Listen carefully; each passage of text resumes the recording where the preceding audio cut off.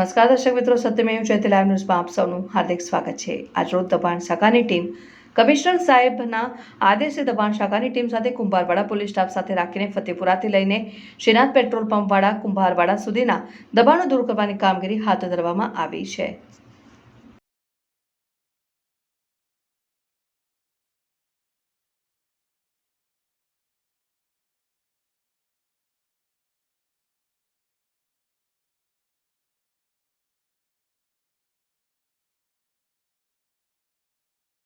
आज रोज वडोदरा महानगरपालिका दबाण टीम माननीय श्री कमिश्नर साहेबના આદેશ અનુસાર Fatepura police station Kumbharwada police સ્ટેશનથી લઈ અને હાથીખાનાની પાછળથી લઈ શ્રીનાથ પેટ્રોલ પંપ સુધીની કામગીરી 2 ટ્રક સામાન જપ્ત કર્યો છે અને હાલમાં કામગીરી ચાલુ છે।